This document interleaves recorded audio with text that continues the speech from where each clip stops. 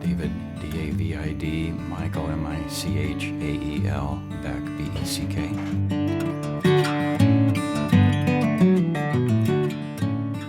Well, I'm an illustrator and a painter. When I was very young, my parents did enroll me in art school, a summer program, when I was 7 years old. My teacher had mentioned that I had shown unusual aptitude for art.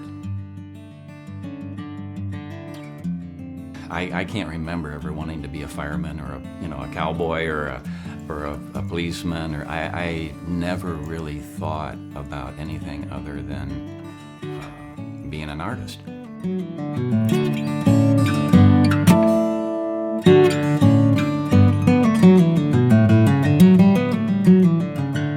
didn't want to take English. I didn't want to take math. I wanted a total program, and that pretty much meant going to an art academy.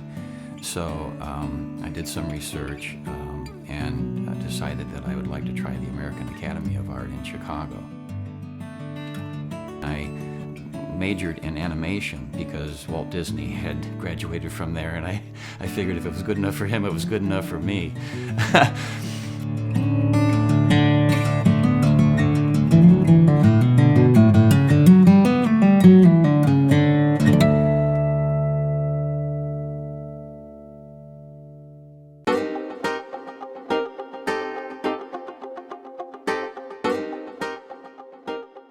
And my real start in in the profession of an illustrator was when I began working in those studios, because you were subjected to a lot of different projects that covered a lot of different criteria. Because I was exploring the usage of a lot of different mediums and materials and tools. Because if you worked in a studio, the more range that you had in your work, the more possibility for getting jobs, because it was a freelance basis. And so as I got older and I became more competitive in the marketplace, my interests and range widened.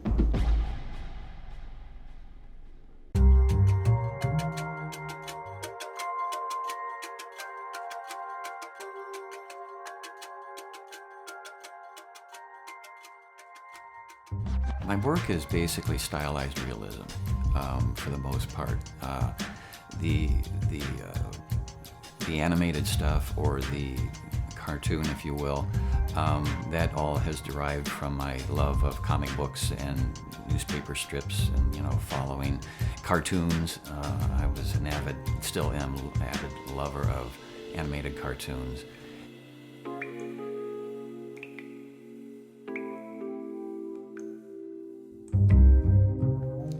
I've always enjoyed the study of nature and trees specifically.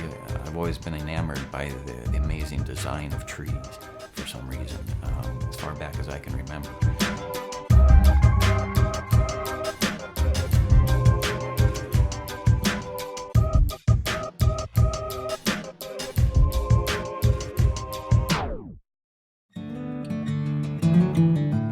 You don't really go out looking for a style. It just kind of happens, and I get this a lot from students, is how do you get a style? Well, you end up having a designated visual voice through many years and long hours of hard work, and you don't really realize it until you're already there.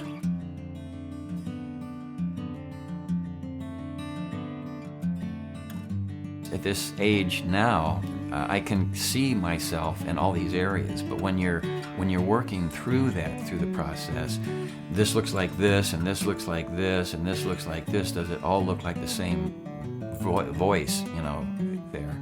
And a lot of my peers have said, yeah, I see your work. I see you in every area of range of your work. When you treat things as a priority, you systematically attack everything with the same kind of energy, the same kind of purpose, to a good end.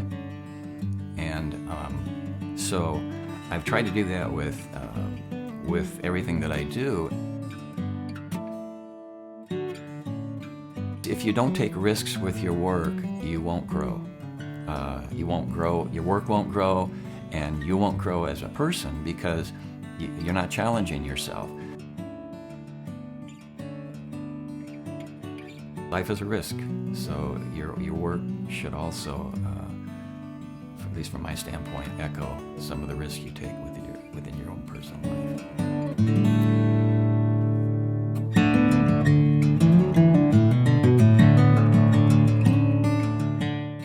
I want whoever is looking at my work to bring back a sense of joy.